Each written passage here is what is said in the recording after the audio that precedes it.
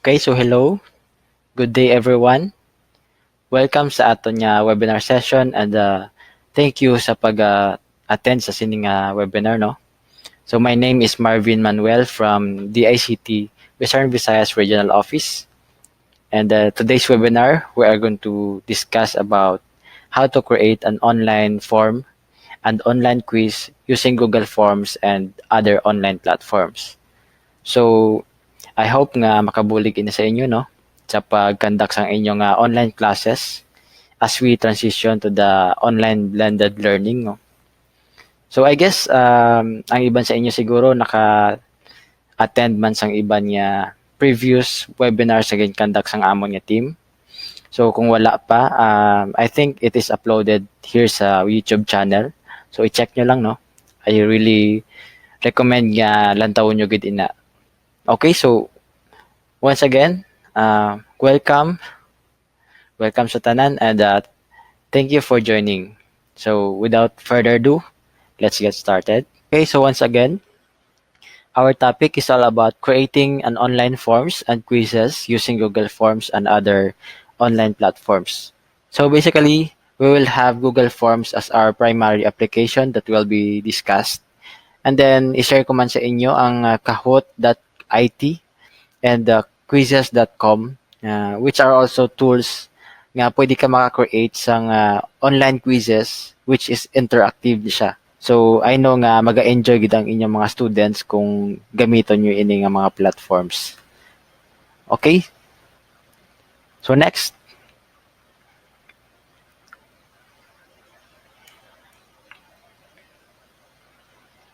Daw nagalaga atong PowerPoint ha. Okay, so for our objectives, at the end of this webinar, we will be able to familiarize what is Google Forms, basic knowledge about Google Forms. So learn some useful tips before starting. So ma-share man ko no sang mga tips kung paano nyo effectively nga magamit ang Google Forms sa inyong online quizzes. So know how to share and publish your form online. Next, get the summary of the responses. Next, I will show to you how to integrate it to your Google Sheet, no? Para magkuha sang results, sang responses. And then later on, i-integrate na siya sa Google Classroom. Next, you're going to learn about other platforms like sa ginhambal ko kay ina ang kahoot.it kag quizzes.com. For your requirements, of course, you need to have a Gmail account, a personal account, or a G Suite account will do. No? So, basically for DepEd, your G Suite account is at deped.gov.ph. No? So, you can also use your personal account in creating a Google form. So, next, you need to have a basic knowledge in using Gmail and Google Drive. Next, of course, you need to have an internet connection. No? Fourth, you need to sign up the attendance form. So, ibutang ko lang sa comment section no, para maka-fill out ka mo. Next, you need to complete the assessment form. Kaya mo ni ang basihan namon sa inyong certificates. Okay, so let's start by defining what is a Google form. So, Google form is a tool that allows collecting information from users via personalized survey or quiz. So the information is then collected and automatically creates a summary and connects to a spreadsheet. Okay, so benefits of using online form. So what are the importance of using online forms? So first, quicker feedback. No? So mas malasig ang feedback sa mga respondents, no? Especially sa buong nag-practice kita sa social distancing. So hindi na kinahanglan ang face-to-face interaction but may online form ka lang, pwede na sila hatag sang feedback sa imo. It is also beneficial to us, no? Na especially nga naga-practice kita sang online blended learning. Next, easy to analyze statistics. So automatically once nga may respondents ka na, ang ilang mga responses, gina-summarize in Google, no? And then may ara ka ng values or graphs nga maga-show sa mga figures kung based sa mga respondents nimo. Next, easy to search for data. So, all of your data is connected to a Google Sheet, no? Nga pwede mo na ma-extract and then magamit sa imo nga kung ano man ang imo nga activity. Next is auto-graded quiz. So, using a Google form, no, makahimo ka sang quiz nga auto-graded siya. So, hindi mo na kailangan waste ang time nga mag-check pa sang papers ng students mo kay automatically may ara ka na nga grade nga makuha. So next, easy to collaborate and share with others. So like for example, in your case as teachers, pwede mo na siya mas share sa imo co-teachers para mag-collaborate kamo sang example questions, no? Kung ano man da. Next, easy to edit. So ang inyong Google form, bisan online na siya or naka-share na sa mga respondents, pwede nyo na siya gihapon ma-edit and then automatically saved na siya online. So next, works on any devices. So basically, Google Form or Google Apps is accessible through online, no? So basta may internet ka, may browser nga naka-install sa bisan ano nga devices, no? Pwede na siya ma-access. Next, of course, you can save paper and printing, no? So this is a paperless type of quiz.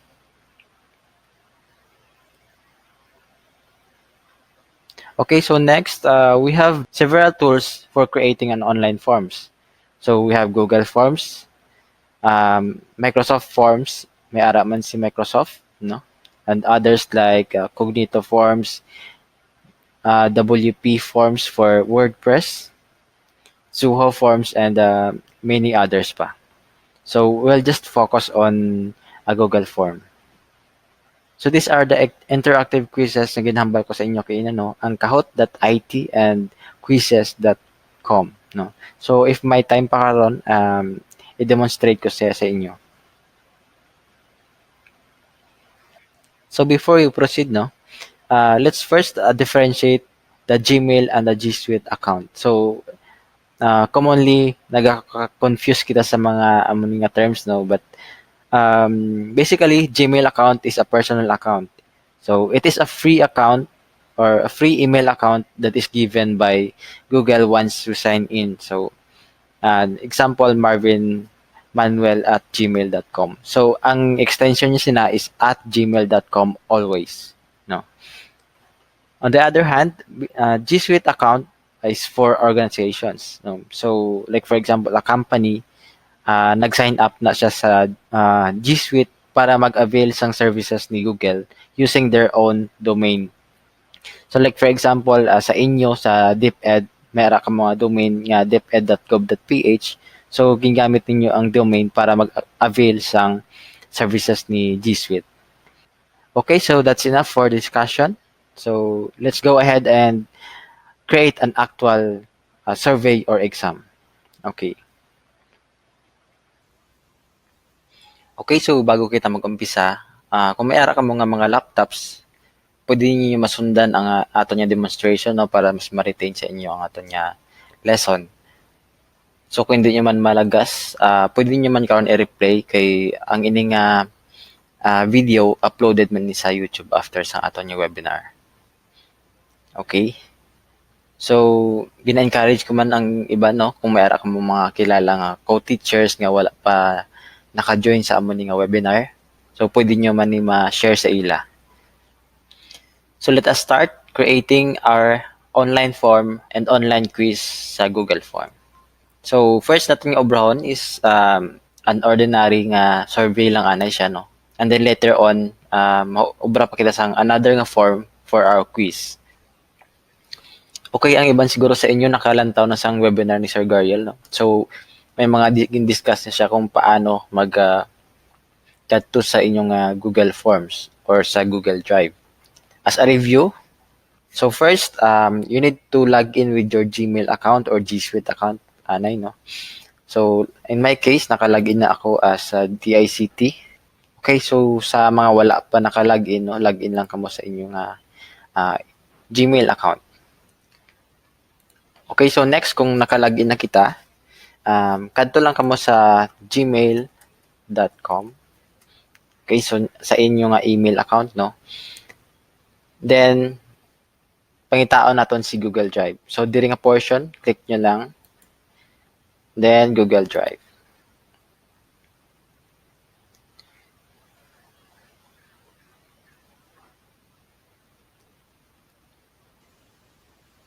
Okay, so ari na kita sa Google Drive. Para nga mas ma-organize nato ang aton nga Google Drive, always, no, gamit kita sang folder. So to create a folder, right click, then new folder, example Google Forms, and create. Then select nyo lang, then diri sa sulod sa nga folder, pwede na kita maka-create sa Google Forms, maka-upload sang files, documents man na, videos or photos. So how to create a Google form? Okay, so just right click, then diri sa more, and then si Google Forms, so kita niyo sa dalong. Okay, so click, and then you have a fresh or new Google Form. So blank pa ni siya, no? So ipag-discuss ko ang mga parts kung ano ini siya. Okay, so let me show you another way to create a Google Form, no? Like for example, nagadali ka mo sa paghimo sang quiz, no? So open new tab, then pwede man ka mo maka-create sa Google Form gamit ang command nga forms.new. Then pag enter niyo siya na, ma-open na ang bag-o nga Google Form.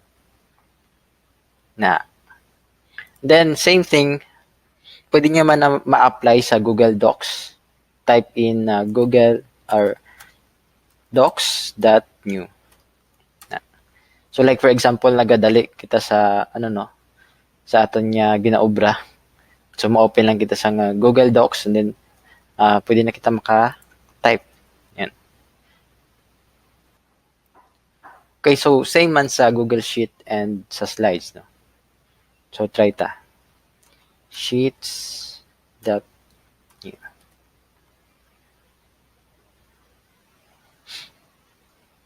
Okay, so ara siya. Okay, so isa lang na sa mga tips ko, no, para mas mapadasig ang inyong obra sa Google Apps. So balik kita sa Google Forms nato, no. Okay, so sa diri nga part, no, diri ang iyang file name kumbaga. So Google Form example. So diri ang iyang title, no, kung ano ang makita sang users no once nga mag-login sila. So pwede natin ni siya mabayluhan.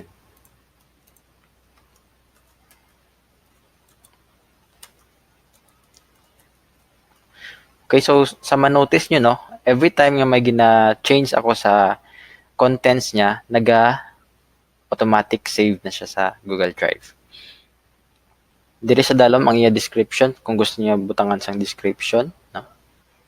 Kadto lang kita di sa right side. So sa diri ang iyang themes, no. So pwede ka mo pili sang color, no, background color and theme color. So ang iyang header image, pwede man ka mo butang diri sang inyong image. So choose image, then pwede kita maka-select sang sample.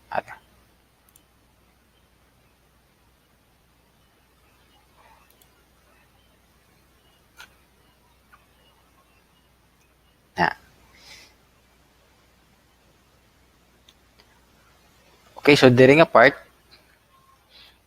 ang preview, makita natin ang itsura ni Google Form sa end ni user.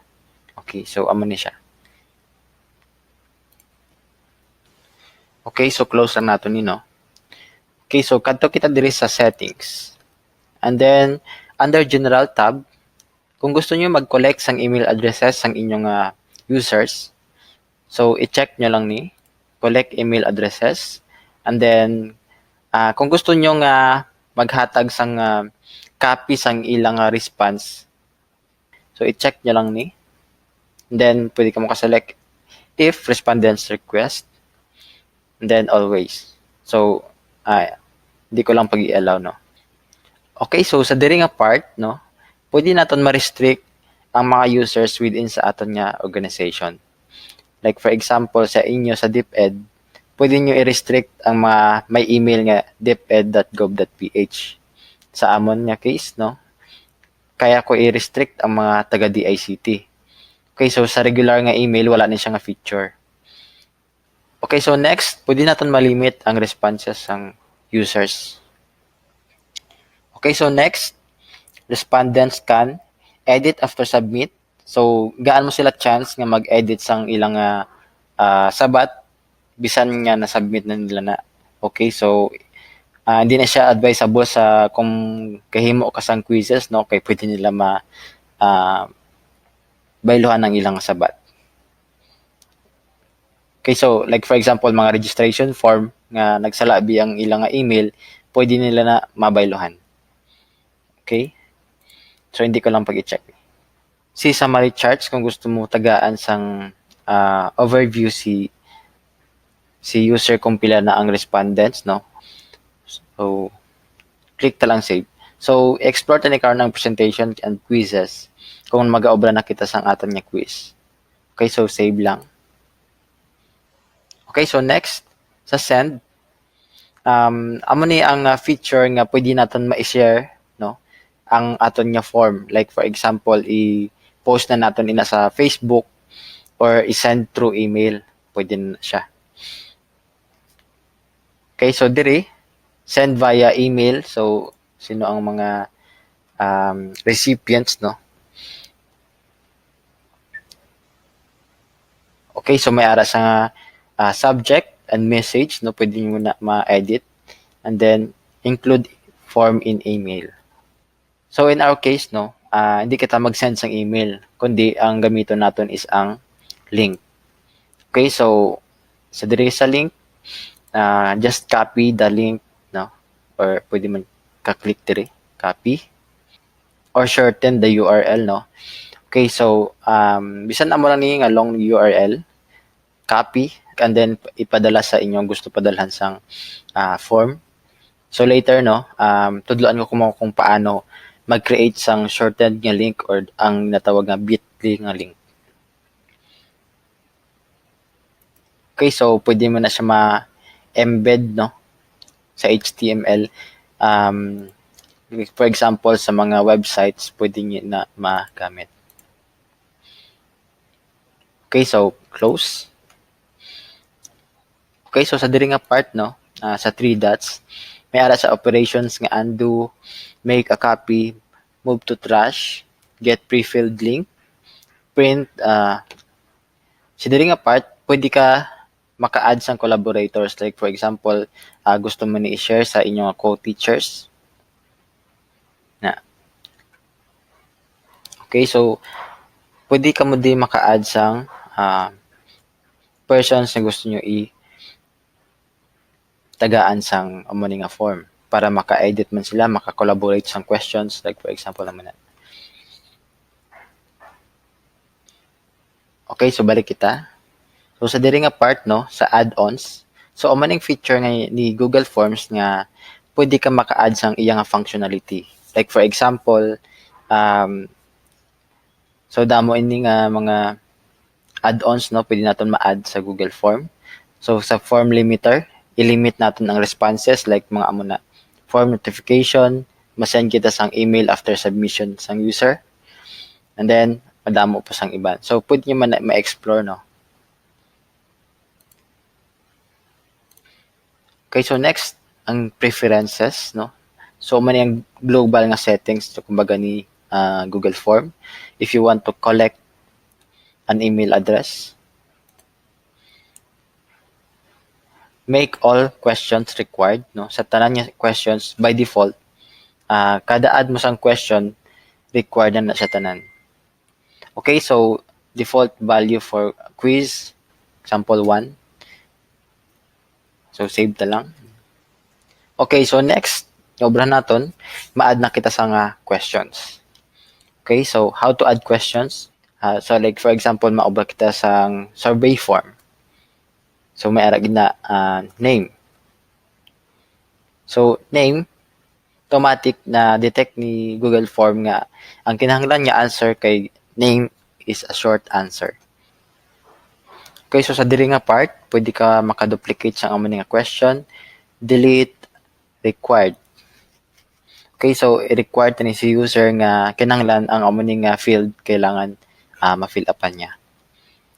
So next diri pwede kita ka-add sang description and response validation.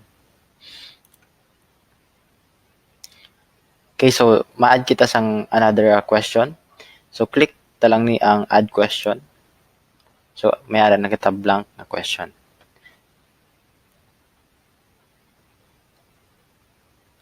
Like for example, email.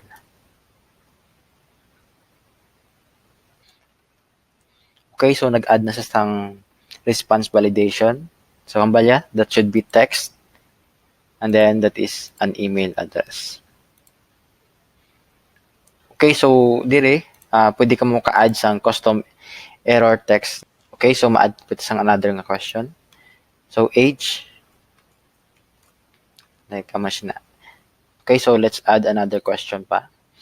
So like example, address. Okay, so next, ma-add man kita sang isa pa ka question, no?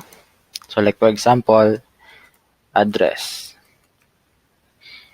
Okay, so automatic na-detect na ni Google Form nga that should be a paragraph, no? So, i-discuss ko lang gali, no? Ang mga answers nga pwede nyo mabutang. Short answer, multiple choice, check boxes, drop down, pwede ka pa-upload sang file. Like for example, mag-require ka nga PDF files or photos. So, pwede mo na siya magamit.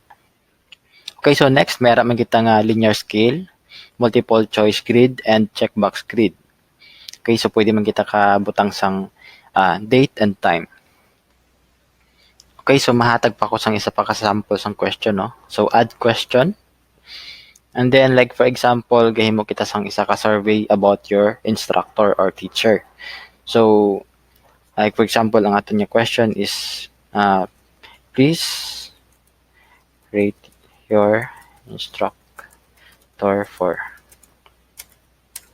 today.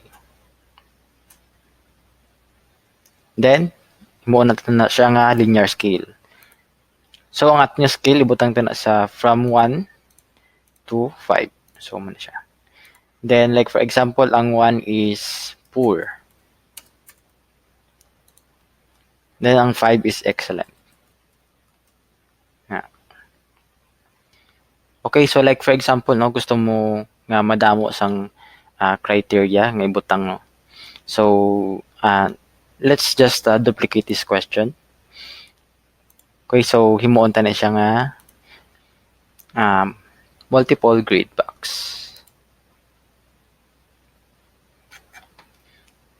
Okay, so for example, how do you want to rate your instructor for today? Okay, so sa diri sa rows, so diri ta ibutang aton yung mga criteria. Like for example, clarity, content,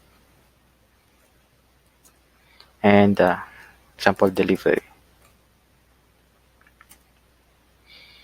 Oh, okay, so next, diri naman sa columns, diri kita mambutang sang aton niya rate, for example, 1, 2, 3, 4, 5. Okay? Meaning, sa kada rows, diri sa left side, may ara na siya mabutang nga 1, 2, 3, 4, 5. I-rate mo na siya. Sa content, may ara man siya nga numbers. Okay, so try lang natin i-review ang ang questions. Paano mag-preview? Kadto lang ito diri. Okay, so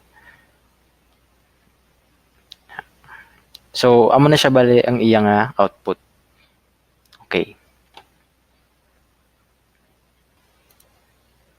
Okay, so like for example, tapos na ko na abi ang aton niya form. Then gusto mo na i-publish, no? So paano na naton ma-publish? So click lang ang send. Then sa ginhambal ko na ang gamiton naton is link, no? So i-copy ta lang ni. And then tudloan ko kung paano mag create sang shortened link gamit ang bit.ly.com. So new tab, search lang ang bit.ly or bit.ly.com. Okay, so next. Okay. Oh, so create lang kamo sang account kung wala pa, and then log in. So ako ma-login lang. And then log in with Google. Yun.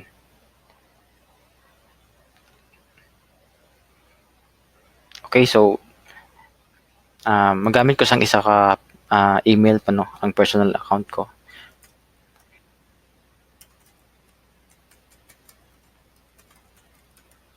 Okay.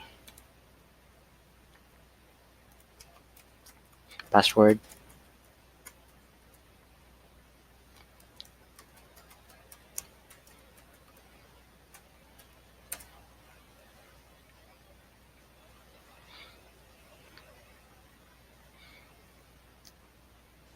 Okay, so amo ni siya ang bit.ly.com, no? So ang mga previous ko nga links na gin-create, so ari ni siya tanan. Okay, so let's create another bit.ly for our Google form. Okay, so para mag-create, kadto ka lang di sa create and then sa drop down sa link. Okay, so ang ginapangayo di is ang long URL na kuha naton kay Google Form. So balik kita kay Google Form. So liwat, send, then click mo niyang link, then copy. Okay, so copied to clipboard na. Okay, so balik kita di and then paste. Then create. Okay, so automatic nga nag-produce na si Bitly sang link. Okay, so title, example, survey. So dire may ara siya nga default nga link nga gin-produce si Bitly, no? So try ta lang na nga bayluhan. So survey or webinar survey.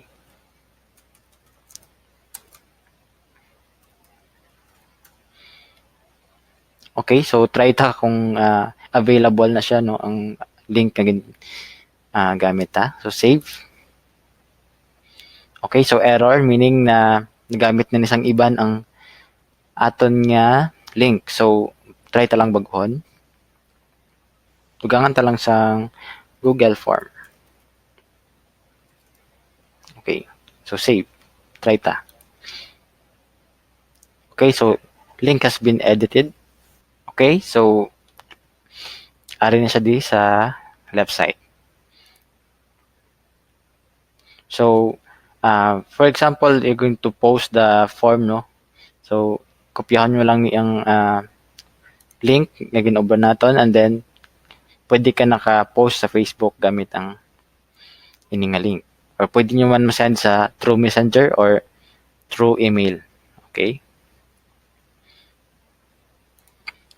Okay, so next, balik naman kita sa Google Form. Then explore naman naton ang responses nga tab. So diri sa ibabaw may makita ka nga questions tab and then responses tab. So sa responses diri mo makita ang summary sang mga respondents mo kung pila na kabilog ang nag-response, no? At the same time, diri mo man siya pwede ma-export sa Excel file or sa Google Sheet file. Okay, so try naton nga mag fill up sa aton nga link nga ginhimo. Okay, so sa liwat, copy link, then or pwede man naton siya i-type, no? So i-paste ko lang ana siya. So enter. Okay, so amo na siya bali ang makita ni user, no, once nga gin-send mo na sa iya ang form. So name. So try natin nga mag-fill up.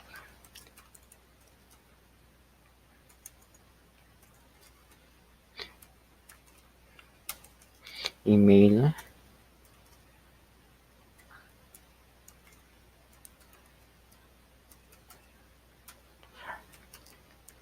Age. Address. Iloilo City. Then, okay, so next, ma-rate na kita, no? So like for example, sa 4. Yan. So, okay, so next, how do you want to rate your instructor for today? So, like I've said kaina, no? Every criteria, no, may ara na siya nga column. So, kada column, need natin na magbutang sang response. So, sa content B, 5. Then, delivery is 3. Example naman na. Then, submit. Okay? So, nasend ang response, no? So, balik kita sa Google Form. Then, automatic na nag-load na diri ang aton nga response. Okay? Paano natin ina ma-export sa Google Sheet nga document? So, kadto ka lang di sa may green nga icon. Then, create spreadsheet. So, click mo lang. And then, automatic, may choices ka pa di kung ma-create ka sang bagong spreadsheet or ma-select ka sang existing. So, let us create new one. So, just click create. Okay, so automatic, ginalink niya ni Google Form ang aton niya responses sa Google Sheet. Okay, so diri mo makita tanan ang imong data. So once add na siya kay Google Sheet, pwede mo na siya ma-share or ma-export or download as Excel file. Okay, so click mo lang ang file, then download. So may choices ka pa di. Okay, so balik kita sa Google Form.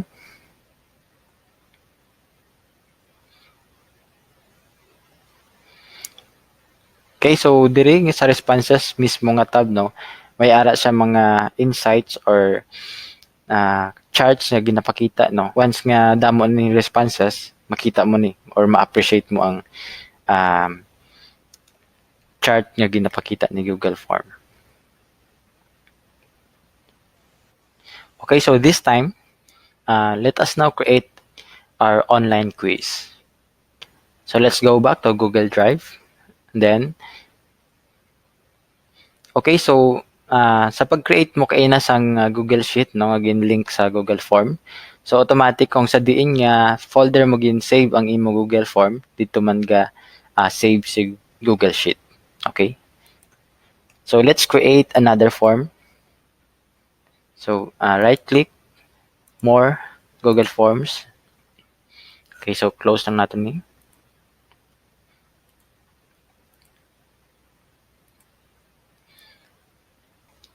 Okay, so when we are creating our online quiz or exam, no, so usually may ara na kita nga mga hard copies ang aton nga questions or it's either soft copy.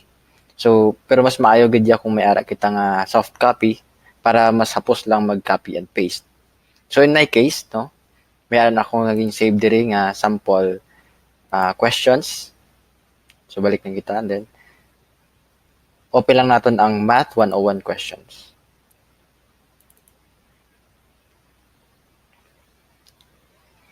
Okay, so amo ni ang sample ko nga questions nga ipag-demo sa inyo, no? So, may ara siya nga multiple choice, identification, and then may ara man siya nga questions nga mabutang kita sang shape. Then, of course, option, pwede man kita kabutang sang image. So, mahatag man ko sang inyo sang tips, no, kung paano niya mabutang or ma-include ang mga images nga mas mahapos or mas madasig. Okay, so balik kita sa Google Form. Okay, so butang kita sang title. Math 101 quiz. Okay? Okay, so form description. Please answer the following questions. Okay. Okay, so let's add our first question, no? So balik lang kita sa Google Docs. Then copy our first question. Control C, then Control V. Okay, so next, sa ato niya choices, ang apat ka line yan sang choices natin, pwede natin na kopyahon. Copy, then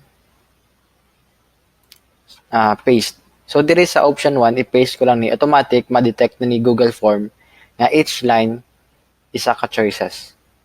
Okay? So paste, automatic ma-adjust ang apat ka choices. Okay? So madasig lang, oh.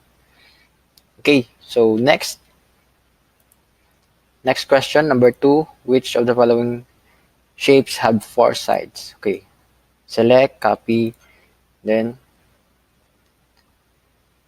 add a question. Okay?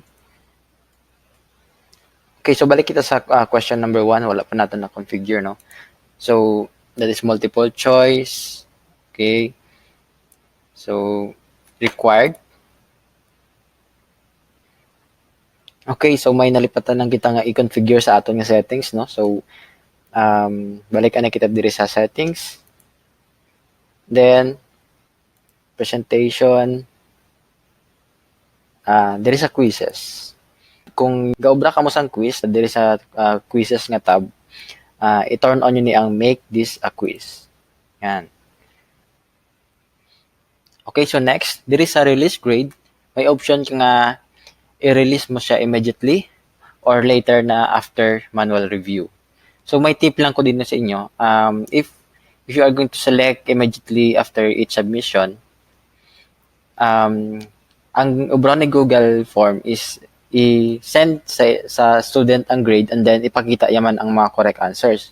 So if you're creating a quiz gid nga sa aton yung mga students, may possibility nga after nila pag kuha sa grade nila, pwede na nila ma-share sa iba nila nga classmates. So siguro later na lang after manual review. So dire nyo siya i-select. Okay, so respondents can see missed questions, correct answers, and points value. So, amo ni ang mga options no, nga pwede makita sang students kung i-release nga daan ang grade sa iya. Okay, save. Okay, so may isa pa ko ka-tip nga itudlo sa inyo, no? Para ma-prevent, no, medyo maiwasan ang aton niya cheating sa mga students, you can do shuffle questions. So, paano nyo ubrahan na? Balik lang kita di sa settings and then presentation. Then, check nyo ni ang shuffle question order. Okay? So, you can also set the confirmation message after the submission of the student. Okay? So, save. Okay, so balik na kita sa question. So, na-notice nyo, after kita nag-enable sang quiz kaina sa settings, so nagwa ini ang answer key. So, dili kita ma-configure kung anong choices ang sakto. So, maset lang kita sa ano ang question. How many sides does a rectangle have? So, 4. That is the correct answer. Okay, so pwede kita ka-set sang points. Butang ta lang sa 1 point. Okay, so pwede ka ka-add sang answer feedback. So, click ta lang. And then, like for example, nagsala ang student sa pag-answer, no? So, diri sa incorrect answer, pwede ka butang sang feedback na please review our notes.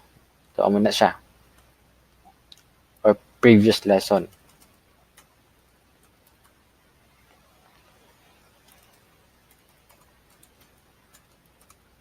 Okay.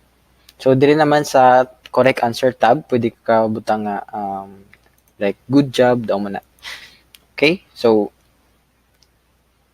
pwede man ikaw makabutang sang link, no? And then,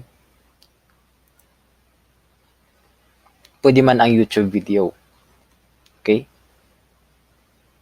Like for example, gusto mo ipa-view sa iya ang video nga about sa sini nga question para ma-review niya ang nga question. Okay? Click save. Okay? So, next question, balik kita sa Google Docs. Okay. So, naka-update na, no? So, sa answers, copy ta lang and then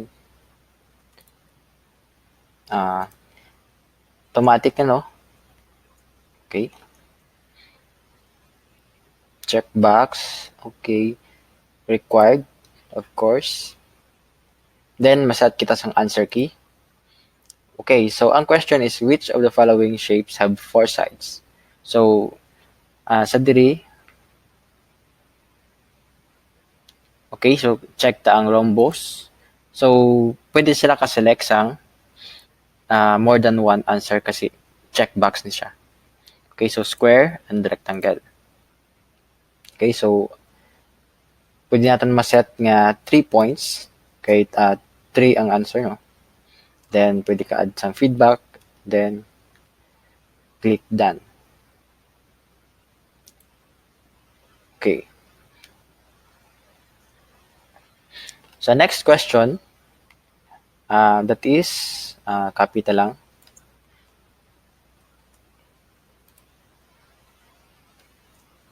Add question, paste. What do you call a polygon with 3 sides? Okay. So, that should be identification. So, pilihan ta ang short answer.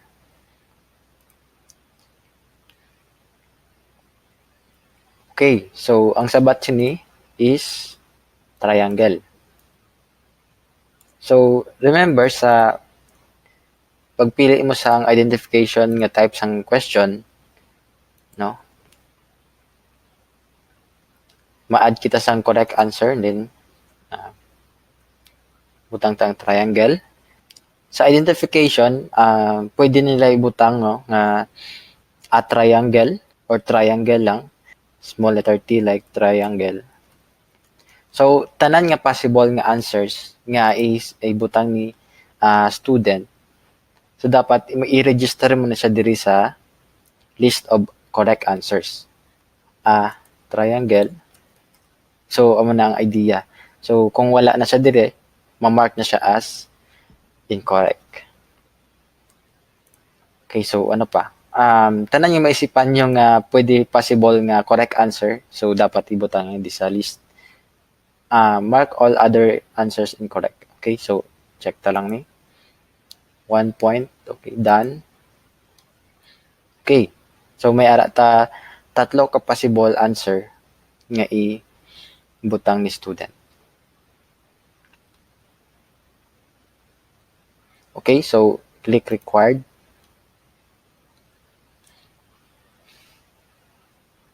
Okay, so next question. Dire, what shape is this? Okay, so copy. And then, mabutang kita sang image question. Okay, so add question, paste. Then, paano kita mag-add sang image? So, click mo lang dire.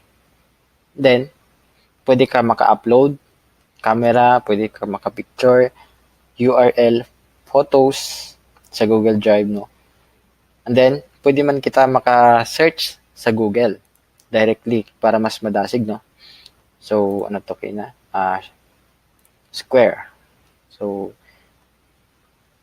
type ta square. Okay. Then, select. Then, insert.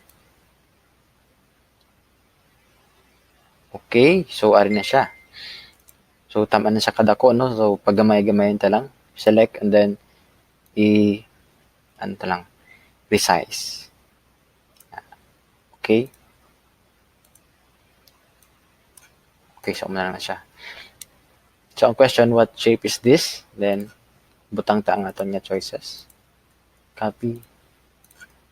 Okay. Then, required. Set the answer key. That is square. Okay, 1 point. Then, click done.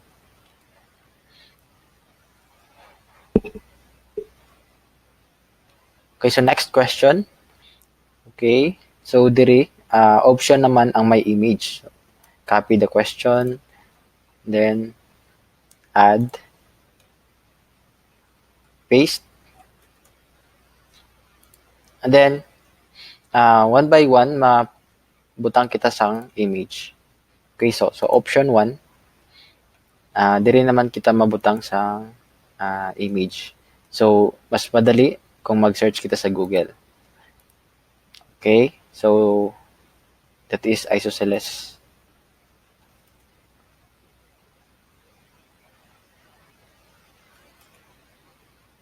Are. Isosceles triangle. So, select, then insert. Then, boom, ara na siya. Okay, so dasig lang, no? Balik kita sa question. Then, that is equilateral triangle. So, ma-search lang kita sa Google.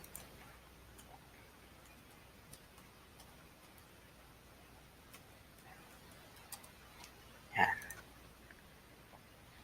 Okay, select, and then insert.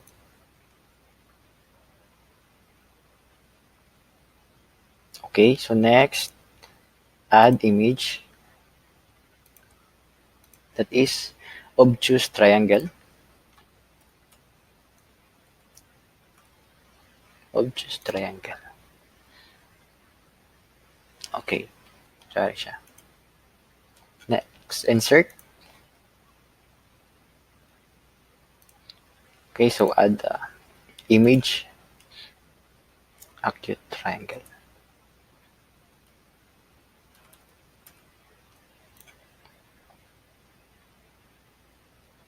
Or angle.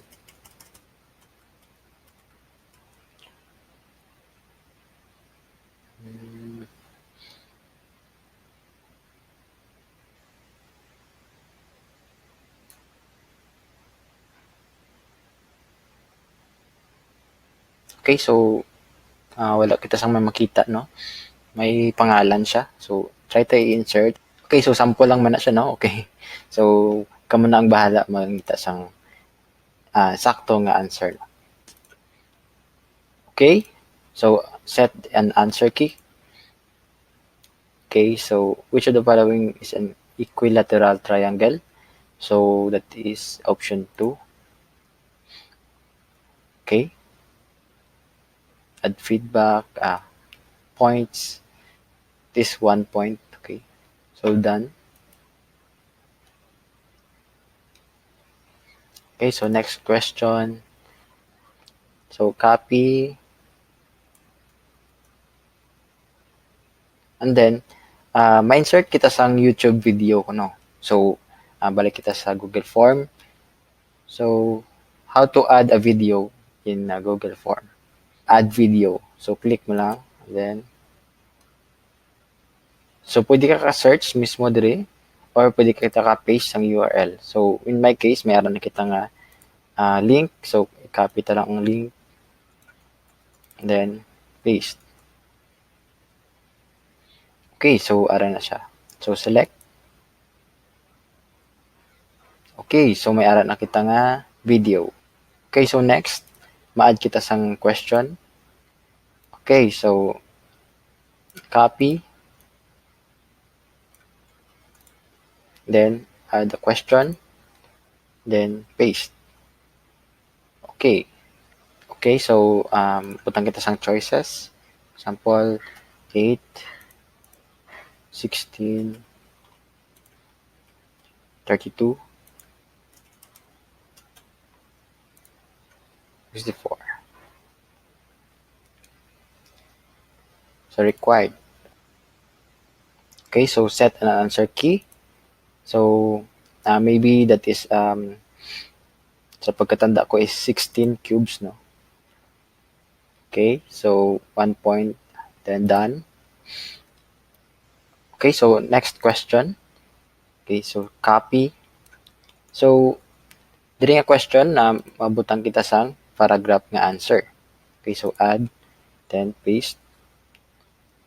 So automatic na detect na ni Google Form nga paragraph na siya, no? Okay? Okay, so sa answer key, since this is a paragraph na answer, no? It should be manually checked by a teacher, okay? So sa answer key, dito lang na siya pagbutangan sang points, okay? So 0. Kay after submission ni student, kailangan nyo pa i-check liwat and then kamo mag-grade sang paragraph formula or paragraph na answer. Okay? So done. Okay, so that's it. Meron na kita sang isa ka set sang questions nga different types sang answer and the questions. Okay? Another thing nga pwede ko ma-share sa inyo is kagina nag-shuffle kita sang questions, no? So this time may ara siya option na click mo lang ang question B. Pwede mo man siya ma-shuffle ang choices niya or option. Okay, so click mo lang di sa dalom. Then shuffle option order. Okay. Okay, so pwede ka man kabutang sang description and go to section based on answer. So hindi naman na pag i-apply diri nga quiz. Okay, so I think wala naman ko sang manalipatan. Okay, so try tang i-preview ang aton nga questions. Okay, so click preview. And then amo ni siya ang tsura sang aton nga questions pag abot sa students. Okay, so ang problem sini is kay ang aton nga video naka-separate section kag nag-shuffle kita sang questions, no? So wala siya nag upod sa aton nga question. Okay, so okay lang man na siya diri sa babaw or pwede ka kabutang sang instruction based sa question nga please find the video na lang, okay? Or depende sa inyo, no? Pwede nyo man i-disable ang shuffle questions. Okay, so kung tapos na ang aton nga questionnaire, so ready na ni i-distribute sa aton nga students. Okay, so may mga options kita kung paano natin i-send. Okay, so pwede natin kopyahan ang iyang link. Pwede nga send through email. And then kung may aton nga Google Classroom nga portal para sa mga students, pwede man natin ini nga mai-integrate sa Google Classroom nga quiz. Okay?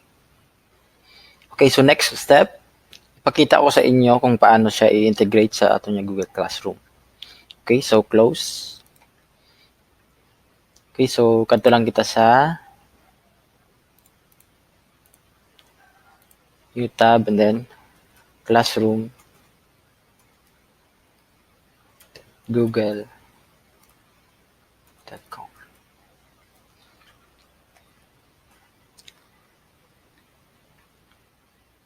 Okay, so by the way, na-discuss na ni sang team ni Sir Gariel, no? So, better check out nyo man ang video nila sa dire uploaded sa YouTube.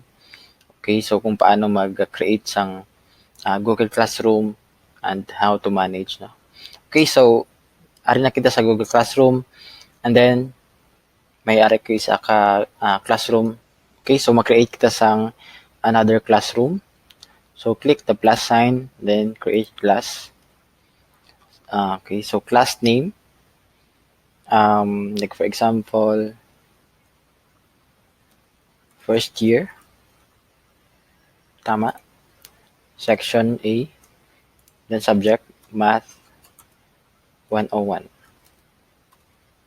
Okay, so room, leave lang. Okay, so create.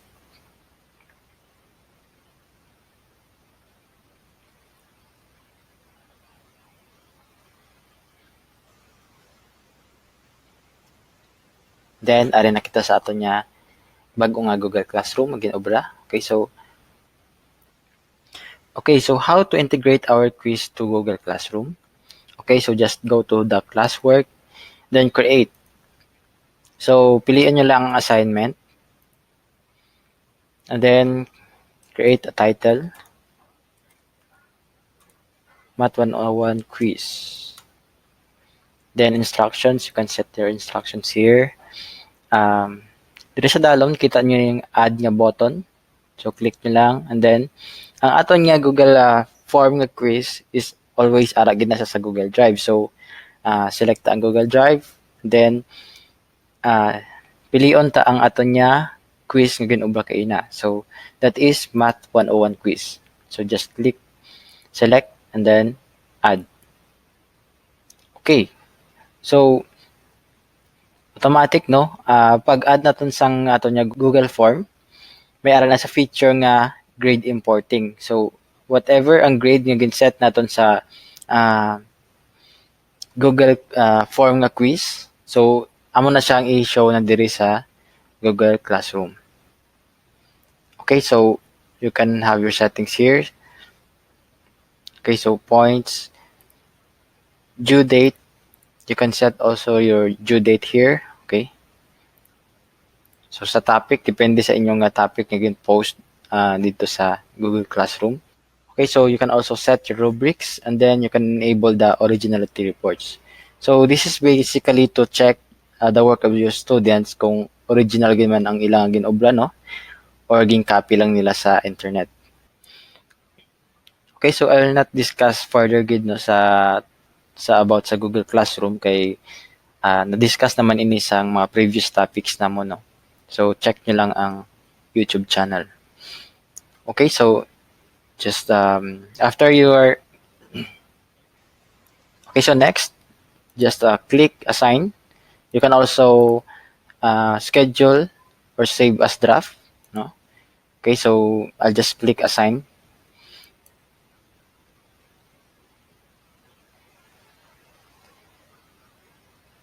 Okay.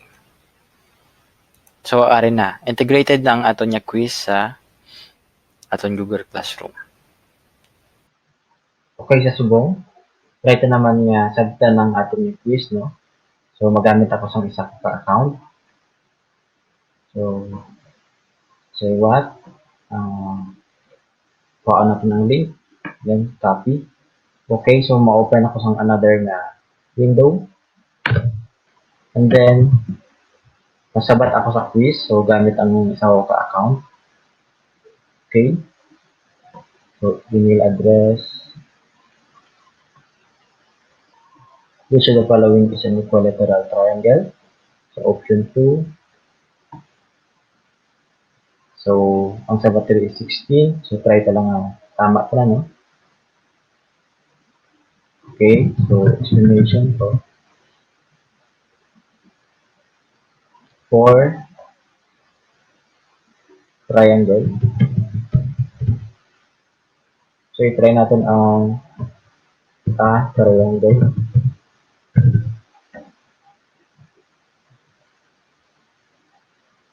Which of the following shapes have four sides? So, rhombus, square, and rectangle. Okay, so what is the shape? Square. And then, let's submit. Okay, so balik kita sa accounting teacher. So makita natin mayroon ng response, no? Okay. So sa summary, so diri sa summary nga tab, makita natin na ang summary sa atong respondents or students. So natandaan nyo kaina, no, na may kita questions nga wala sang grade. So dapat si teacher ang ma-evaluate anay pag maghatag sang grade. Okay, so kadto kita diri sa individual tab. Okay, so sa diri kita hatag sang grade sa student. Okay? So correct. So kung itaang-taangat niya question, no, nga butangan sang grade. Okay, so already. So explain what a Pythagorean theorem is. So based sa sabat niya, pwede ko na ma-evaluate and then pwede ko siya ma-tagaan sa grade. So paano? So dire, naghulat siya sa may input ako nga number. So like example, gaan ko sa song 10 based sa sabat niya. No? Okay? So isave ko lang. So like for example, sa isa lang ka student, no? So pwede ko di ka kadto sa release score, pwede ko ma-release ang grade niya nga updated. Okay? So, release score or kadto lang kita sa summary. And then, there is a scores. Click na natin ang release scores para ma-update tanan sila about sa ilang final grade. Okay? Okay, so let's go to the next topic. So interactive quizzes. So kahoot.com and quizzes.com are two applications nga we can recommend you to use, no, para mag-create sang interactive quizzes. So based sa experience na may gini siya gamiton, no, especially sa mga high school students, elementary, no, kay luwas sa mag-enjoy sila, may learning pa sila nga makuha. Okay, so for now, ang i-demo lang natin is kahoot.com, no. Actually, though same applications lang naman ni sila, pero ginbutan ko lang ang quizzes.com as alternative, no, kung hindi available si Kahoot. Okay, so let's go and explore the kahoot.com. So balik kita sa browser, and then type nyo lang ang kahoot.com.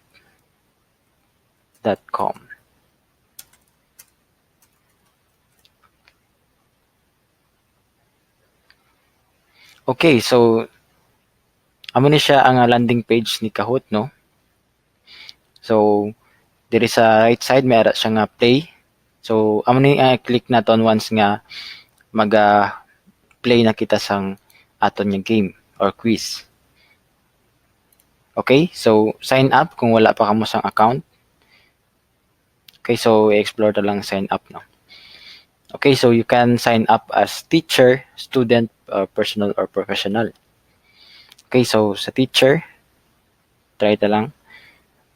You can choose options here, no, based sa inyong category. So balik kita, no, kay may account na ko diri, so malagin ang ako.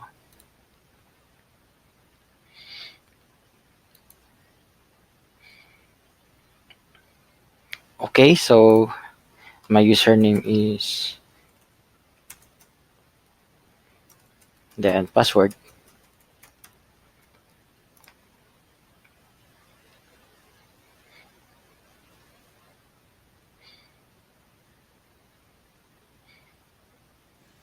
Okay, so this is the dashboard of kahoot.com.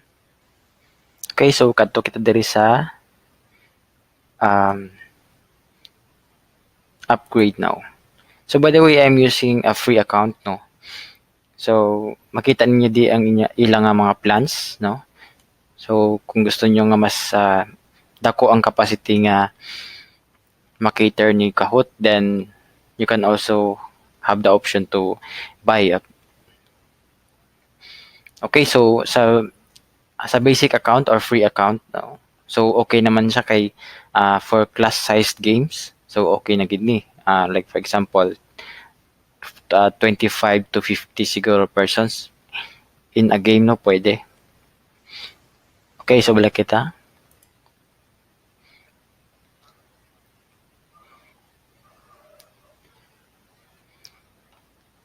So, kadto kita sa Kahoots. And then, dili nyo makita ang inyong mga quizzes na ginaubra. So, for me, so diri sa ako, no, may ara ko duha ka quiz nga ginaubra na. Last 5 months ago. Okay, so mag-create lang kita sang another, pakita ko lang sa inyo kung paano mag-create sang quizzes, no, or game. So, diri sa site, click create.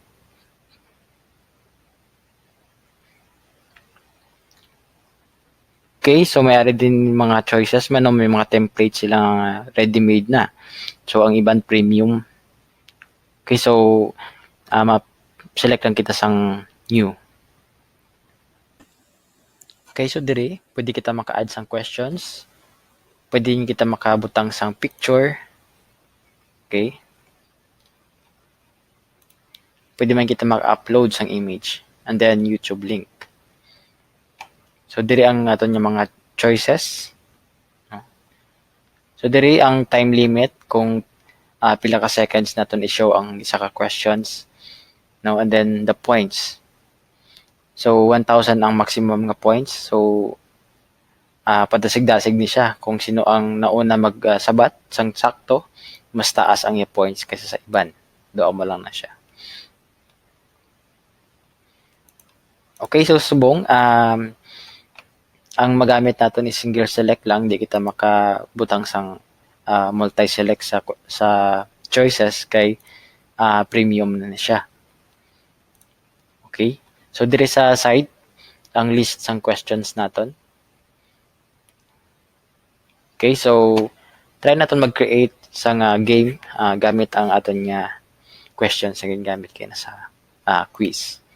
Okay, so copy lang naton. Paste. Then choices. None.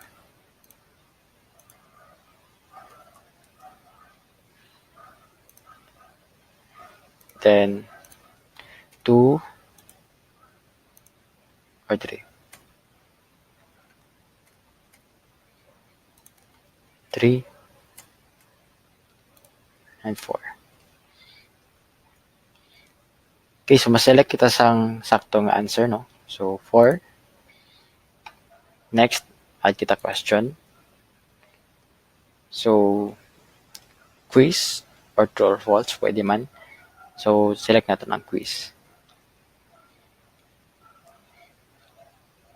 Okay, so number 2, copy, paste ang iyong choices. So rhombus. Tang natin sa number 2. Then triangle, pentagon,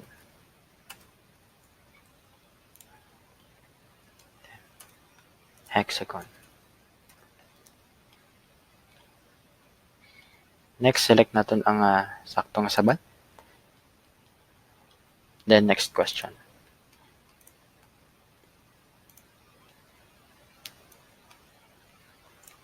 Okay, so 3 sides is a triangle.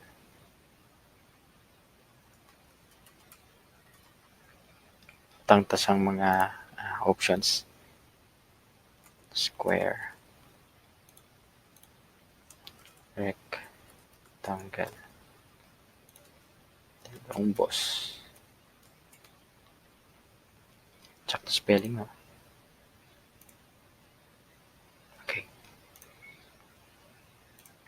Okay, so select natin ang saktong sabat, which is triangle. And then, try natin ang tatlo ka questions lang. Click done. Butang sang title. Math 101 quiz. Okay, so description option na lang man, no? Okay, continue.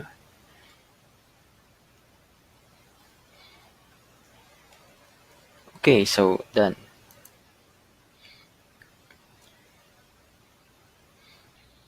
Okay, so ready na ang aton nga quiz, no?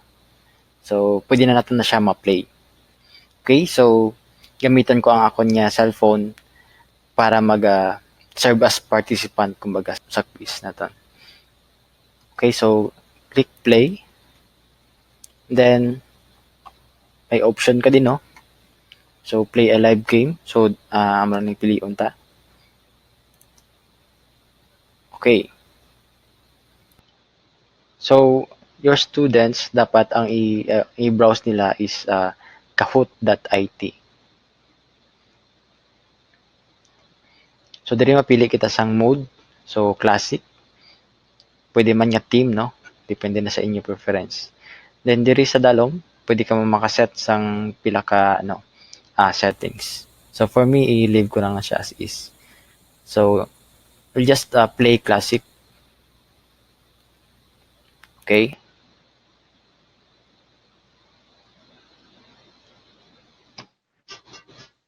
So yun.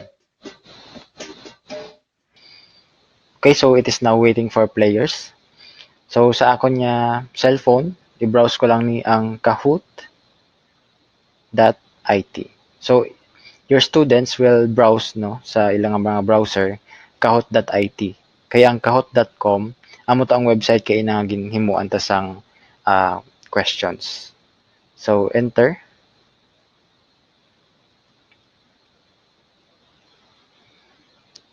So diri sa cellphone ko nagapangayo sa sang game pin which is gina-show diri sa aton nga computer.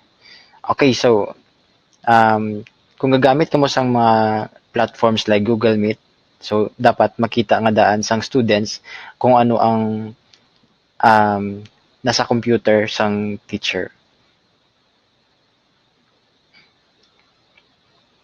Okay, so ang game pin niya is 76901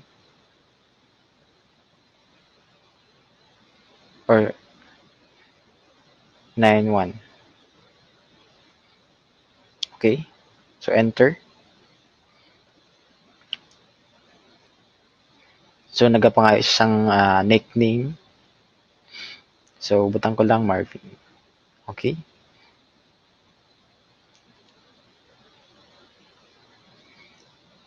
Okay, so nakita niyo diri sa aton nga computer ari na ang player. Okay, so hulaton nyo lang at makasulod tanan ang mga students nyo or players, no, bago mag-start. So kung ready na, just click start.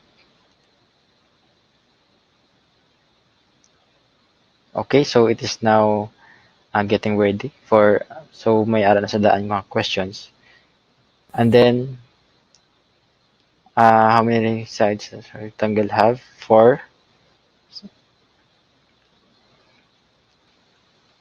Na. So, amo na siya bali ang matabo sa live na nga game, no? So, click mo lang next. Okay, so nakakuha ko sang 830 points. So, if damo kami nga players, so mabutang man na diri kung sino ang pinakamataas ng points, siya nang pinaka nasa babaw. Okay, so next question na naman. Which of the following shapes have 4 sides? Rhombus. So, please select me. Okay, so sakto man gyapon, no? Okay, so next. Nagtaas na ang points. Okay, so next.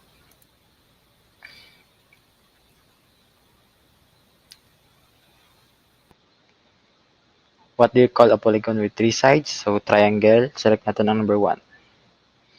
Okay, so sakto man gyapon. Okay, so next. Okay, so kung may maupod ko nga players, so may ara sa second place and third place. So ako ang isa man lang ako ang player, so first place sigurado gina. Okay, so diri sa cellphone ko nag-notify man siya nga ika first place ako. Okay. Okay, so balik kita diri sa aton nga account sa kahoot.com. Okay, so try tayong i-view ang iyang result. So click ta lang.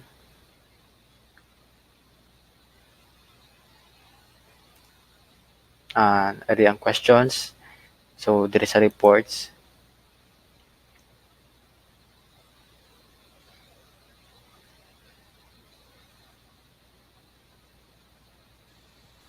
Okay, so diri sa reports, try natin i-view ang iba niya games.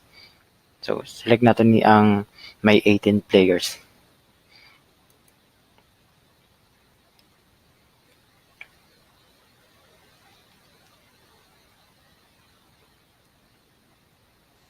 Okay, so dire ang dashboard sang quiz kung pila ka players ang naghampang, no? Pila ka questions, ang time limit. So dire sa players, okay, so mayara man siya nga ranking, no? Sino ang top 1 based sa final score. Okay, so that's all for our interactive quiz with Kahoot. So for quizzes.com, daw pareho lang ni sila sang idea, no? Okay, so I hope nga may natunan naman kamo sa ako, no? So let's have a recap kung ano ang gin-discuss natin, no? So we are able to discuss about Google Forms, the benefits of using it. Okay, so I've created an online form and quiz. We also have discussed how to share and publish your form, integrate it to the Google Sheet and Google Classroom, no? And lastly, we have learned about the Kahoot application. Okay, so I think that's all for our webinar, no? And for your assessment, ara ang link sa description natin sa dalom.